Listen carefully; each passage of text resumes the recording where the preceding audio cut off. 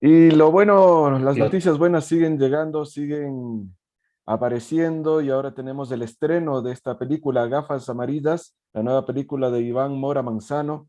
Él ya tuvo la producción anterior de Sin Otoño, Sin Primavera, también ha hecho varios documentales y ahora nos presenta de forma online, de forma digital, en estas plataformas que tenemos ahora la posibilidad de acceder al cine ecuatoriano en Choloflix y entiendo también que en Cine S está disponible desde el miércoles pasado la película para poder verla. Y yo tuve la suerte de verla en el tema, en el contexto de la selección de películas para que van a representar al Ecuador en los premios Oscar y en los premios Globos de Oro.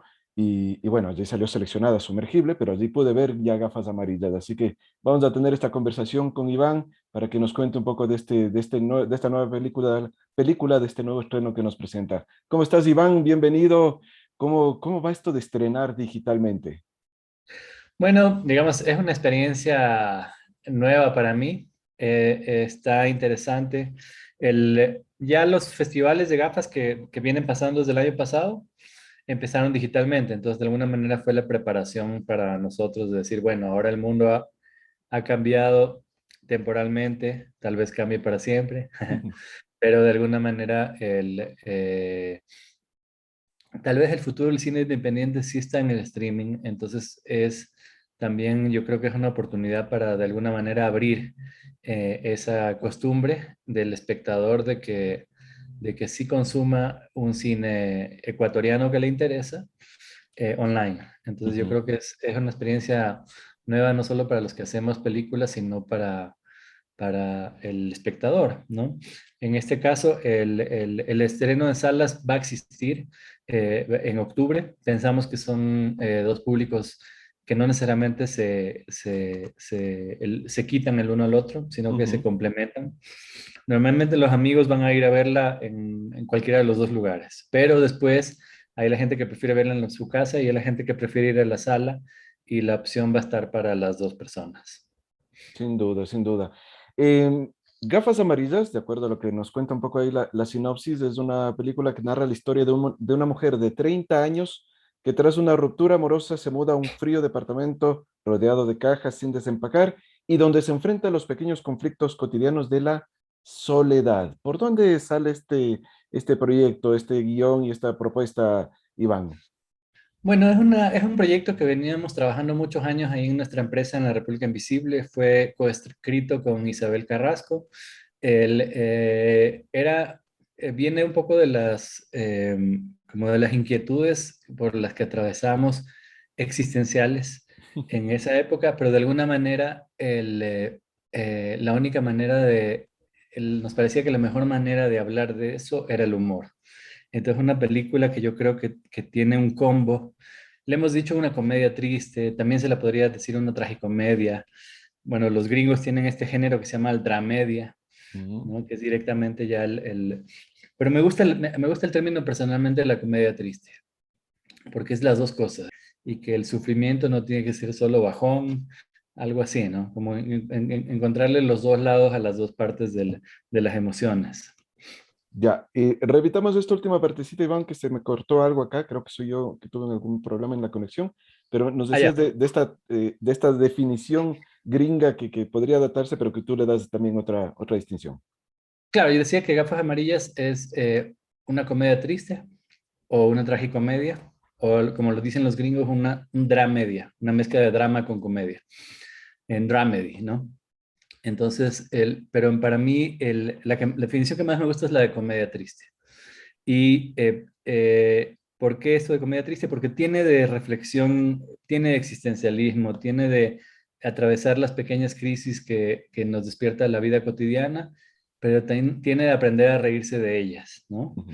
O tiene de verle el lado humorístico a la vida, pero tampoco banalizándolo. Entonces es como, yo creo que es, no sé, tal vez tratando de hacer un reflejo de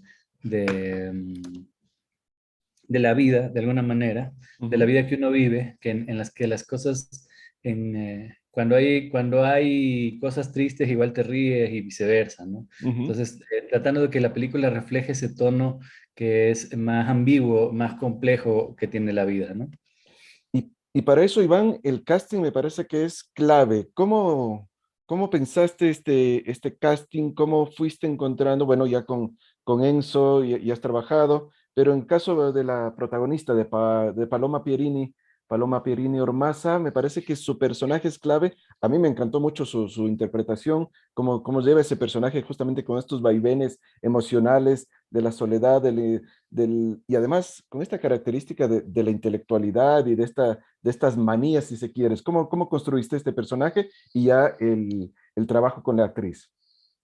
Bueno, los dos personajes masculinos, que son Ignacio y Darío, fueron escritos para los dos actores. Ya. Fueron escritos para Alejandro Fajardo y fueron escritos para Enzo Macabello.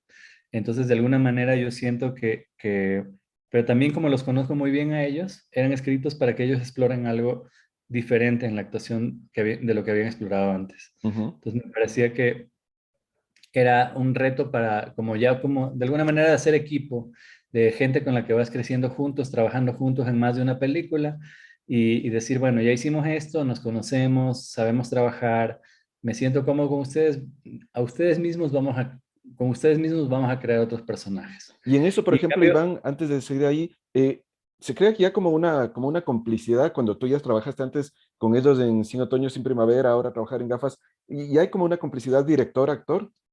sí, es que es una complicidad director-actor-equipo, porque también trabajé ya con el mismo fotógrafo, trabajé con la misma jefa de producción que es Cindy Velasco, con el fotógrafo Olivero Berló. Entonces, de alguna manera es como un equipo que se siente cómodo trabajando juntos, por más que sean lapsos súper grandes desde que hicimos Claro. la última película, pero de alguna manera nos sentimos cómodos haciendo las películas juntos, nos gustan las mismas cosas, hablamos un mismo lenguaje. Ujú. Entonces, sí es una complicidad. También para gafas yo pedí a la producción que me dé más tiempo de ensayos, que me parecía necesario como para avanzar.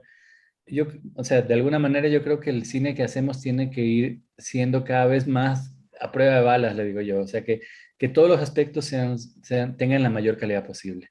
Y me parece que en este país hay grandes actores, pero no necesariamente estamos atravesando los procesos que necesitamos Ujú. para sacar esas mejores actuaciones. Y yo creo que una de las claves es el tiempo. Entonces yo pedí 2 meses de ensayo, que era Mm. lo que necesitaba con estos. Y era una película relativamente simple, de pocos actores. Ujú. Entonces desarrollamos mucho los personajes en esos 2 meses con los 3 actores. Y bueno, sobre lo que me preguntaste del casting de Paloma, en cambio ese casting fue muy largo, ¿no? Ya. Fue un proceso de casting de aproximadamente un año. Se encargó del casting Julia Silva y fue muy complicado. Parecía que había aparecido la protagonista, luego resultó que no nos convenció del todo.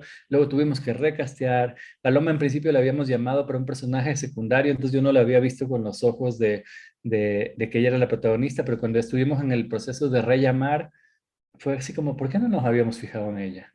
Y Mm. como entró, y entró a este rellamado y fue como, es como perfecto, ¿no? Es como que acaba de entrar la actriz que es el personaje, ¿no? Entonces, de alguna manera, esa revelación de que la actriz se parece y no se parece, ¿no? O sea, yo creo que por un lado y por otro lado, ella tiene su propia vida, entonces también va a haber que haber eh, entonces, yo veo entrar al personaje y digo, ahí está, pero es como, ok, pero igual hay que hacer un trabajo Claro. de sí son diferentes personas, ¿no? Ajá. Entonces, ¿no?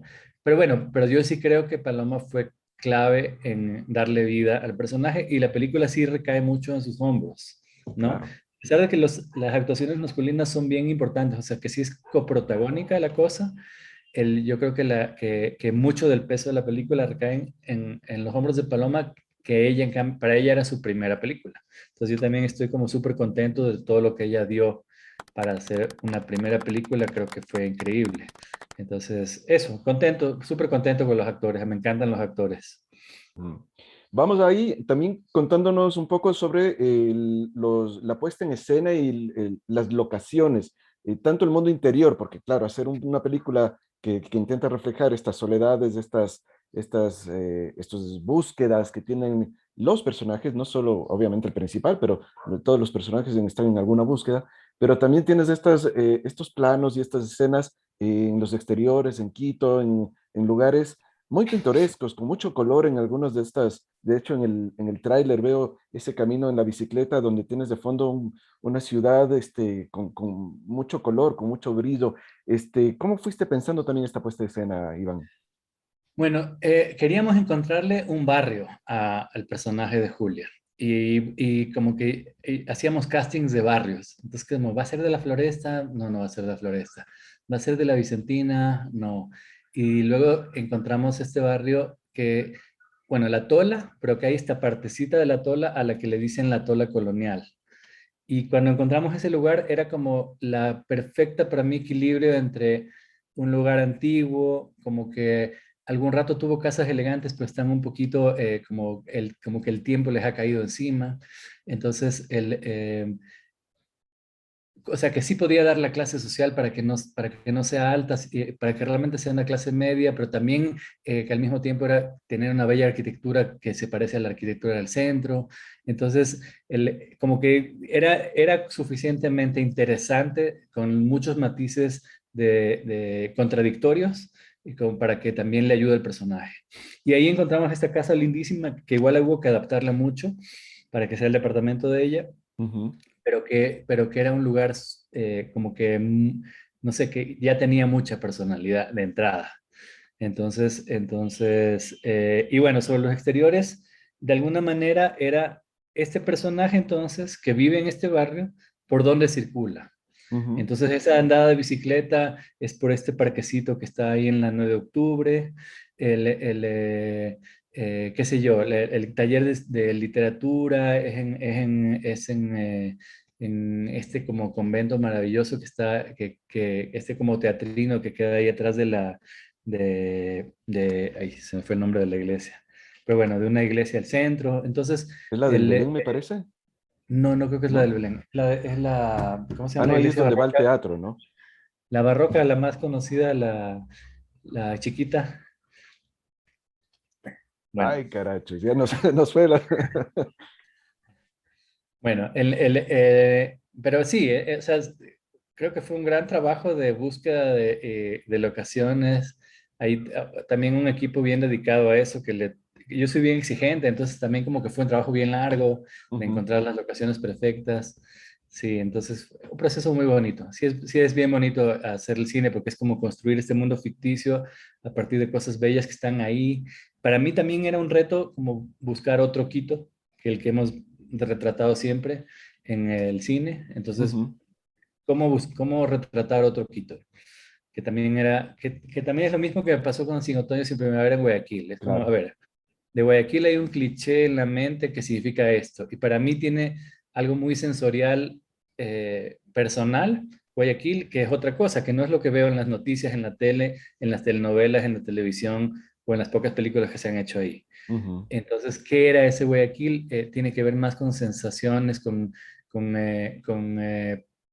cómo están los mosaicos de ciertas paredes del centro. Entonces, luego yo escogía, no, el mosaico que yo quiero es este verde porque no tengo razón, sino porque me hace acuerdo a mi niñez. Entonces, vamos a poner aquí este es el fondo y ya no importa el resto. Entonces, un poco con ese mismo instinto, solo que ahora no... eh, con Quito es más, digamos, yo vivo en Quito ya siendo adulto, entonces Ujú. con Quito para mí es como, pero ahorita vivo muchos años acá, entonces, pero también creo que es como, bueno, ¿cómo vamos a inventarnos mi Quito, no el Quito que está en los medios, ¿no? Claro De que alguna sí. manera, nuestro Quito, Ujú. porque siempre el mérito es de toda la producción, yo sí creo mucho en la creación colectiva. El rodaje fue en 2017, ¿cierto? Cuéntanos algunos detalles del rodaje. ¿Estuvo complicado? ¿Hubo algún momento donde se puso tenso o cuando o lo disfrutaron? ¿Cómo Los fue eso? rodajes siempre tienen complicaciones, pero yo no conozco mucho los rodajes de otras personas porque ya como trabajo de editor, básicamente solo cuando voy a rodajes es para mis proyectos. Ujú. Pero para mí el rodaje es un momento de mística en la que la magia tiene que pasar. Entonces, y de alguna manera, y yo trato de hacer familia en el rodaje. O sea, que ese crew esté comprometido, todos son cineastas. O sea, no hay, no hay técnicos, no hay ayudantes. O sea, Ujú, la persona que sirve la comida también es cineasta, tiene que comprender la mística del trabajo. Y la persona que está haciendo transporte también. Y obviamente todos los ya técnicos de cine son técnicos cineastas, ¿no? Y yo sé que ujú, todos hacen publicidad y televisión todo el tiempo, pero en este momento, ¿qué significa eso en la práctica? Significa que, por ejemplo, necesitamos silencio para la concentración de los actores. Entonces, que no son sets en los que todo el mundo habla, son sets en los que mantenemos el silencio. Y no es que no nos podemos reír, porque claro. el silencio y seriedad no son lo mismo, pero sí, o sea, como que le damos la prioridad a los actores. Yo creo que en el Ujú. momento que pones a los actores en primer lugar, como que se crea una mística ahí en el set. Y fue, o sea, yo sí siento que al final es una familia, lo cual es bien duro porque cuando se acaba el rodaje es como que te perdías la familia, pero sí. Claro que sí. No puedo dejar de preguntarte por el tema sonoro, por todo el plano sonoro, la composición musical. Ahí leí en alguna parte que es la primera vez que Patricia González está en una película ecuatoriana. Me sonó Creo raro, que sí, creo pero que en sí. general, cuéntanos de todo lo que significó, porque en Sin Otoño y Sin Primavera la música es casi, casi para mi gusto otro personaje. Creo que acá también cumple roles importantes. Sí, mira, en el plano sonoro, bueno, el diseño de sonido que yo creo que es bien importante fue hecho por Juan José Luzuriaga y luego mezclado en Brasil por también un mezclador muy reconocido allá que se llama Ricardo Kutz. Entonces, como que fue muy interesante la exploración porque el sonido de alguna manera sí construye el mundo subjetivo del personaje. Ujú, Entonces, muchas veces en el sonido, no es un sonido realista, sino que el sonido se adapta a en qué momento está pasando el personaje. Por ponerte un ejemplo muy, como tratando de no spoilear mucho la película, quien no la haya visto, hay un momento en que se pone a conversar el personaje de Julia con el personaje de Ignacio en una fiesta. ajá. Y cuando ellos conversan, es sutil ya, pero la música empieza a opacarse y parece que estuviera lejana. Las personas que están conversando alrededor también sonoramente es como que se alejaran. Entonces Ujú, es como que ellos se quedan solos. Entonces ese tipo de exploraciones hacíamos con el diseño, ¿no? Y bueno, de ahí la banda sonora, a mí como me gusta, digamos, escucho mucho música, siempre en mi vida está llena de música, como que la banda sonora musical es muy importante, la parte del soundtrack, ¿no? Entonces Patricia González en primer lugar, que sus dos canciones en la película son totalmente protagónicas. O sea, cuando vean ujú. la película van a ver que las dos canciones de Patricia están puestos en momentos claves de la película. La Torre me parece que es una canción monumental, de las mejores canciones que se han hecho en el Ecuador. Estoy seguro que no estaba en otra película, entonces como que es un privilegio también tenerla en nuestra película. Ujú, Y de ahí, bueno, él es una banda sonora ecléctica, tiene diversos géneros y diversos estilos. Está por un lado el grupo Barro, que tiene una canción ahí, un grupo bien conocido en los ochentas de rock. Está Los Chigualeros, hay un tema de ellos también. Hay un tema de Don Medardo y sus Players ujú. también.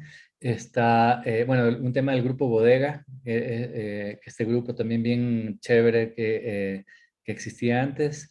Eh, Hay varias canciones de Ricardo Pita.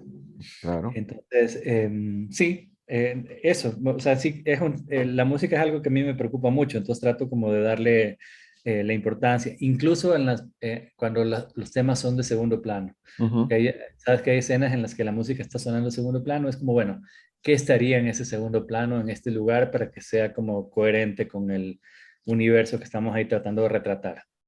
Claro que sí. Y bueno, ahora está ahí el estreno. Nos has comentado que también vamos a tener la posibilidad de verlo en pantalla grande en cines. Y también estás aprovechando un ratito ahí, nada más te saco un ratito del Gafas Amarillas para el documental que está también preparándose. La playa de los Enchaquirados, si no me equivoco es el nombre, ¿verdad? Sí, sí, sí, sí. ¿Cómo va ese proyecto? Va bastante bien, es un proyecto que ha tenido como un desarrollo muy, no sé, interesante, orgánico, como que está quedando, no sé, estamos cerrando el corte, entonces todavía está en un proceso de edición. Filmamos aproximadamente eh, en 2 años y medio, muchas visitas al lugar, entonces fue un proceso como, digamos, tal vez si lo sumo, los rodajes fueron 6 semanas, pero sucedieron en alrededor de 2 años y pico. y después, y ya llevamos más de como un año y medio editando. Entonces es un proyecto que se ha tomado su tiempo de alguna manera, pero al que también de alguna manera le tengo mucha fe. O sea, creo que está muy sólido también. Es una historia como bien potente, mostrar algo un elefante blanco en la costa ecuatoriana, ¿no? Algo de lo que todo el mundo habla sin hablar, pero y mostrarlo de la manera más cercana o en primera persona posible. Entonces, avanza Eso, también este pero eso proyecto. estaría para el próximo año, Por realmente. supuesto. Sigue avanzando. Qué bueno. Nos alegra ahora un montón que tengamos ya la posibilidad de ver Gafas Amarillas, tanto en Choloflix como en Cine C. Hemos conversado ahora con Iván Mora Manzano. Te agradecemos un montón, Iván, por compartirnos estos entretelones de lo que ha sido la producción y lo que es llevar a la pantalla, ahora en streaming, a la pantalla las películas. Felicitaciones y que sea lo mejor con esta película, Iván. No, pues muchas gracias, Santiago. Ahí con gusto. Más bien Seguimos. la gente que vaya a ver que vea las pelis, o sea, yo creo que es válido, es válido, es un clic, es una tarjeta, pero es aventurarse a explorar el contenido ecuatoriano independiente que está ahí y que necesita de público. Entonces, o sea, el público también es como que adquiera un pequeño compromiso, es como a veces dice, ¿dónde puedo encontrar la película? ¿Por qué no la vi? No la pude ver, se salió del cine muy pronto. Bueno, ahorita hay un tiempo para verla. Esa excusa no es válida porque está ahí y está disponible, ¿no? Así es. Así que todos convocados, todos invitados para ver esta película. Personalmente les recomiendo un trabajo muy bien cuidado, un trabajo muy profesional, con una historia que nos podemos enganchar con cualquiera de los personajes. A mí personalmente me gustó mucho el personaje de Alejandro, que lo interpreta Alejandro Fajardo en esa interpretación, al verlo también en una faceta tal vez de un personaje un tanto distinto del que lo conocemos, me llamó muchísimo la atención el muy buen trabajo actoral. Felicitaciones, Iván, nuevamente y nos seguimos Ah, pues muchas encontrando, nos gracias. sigues contando. Muchas gracias.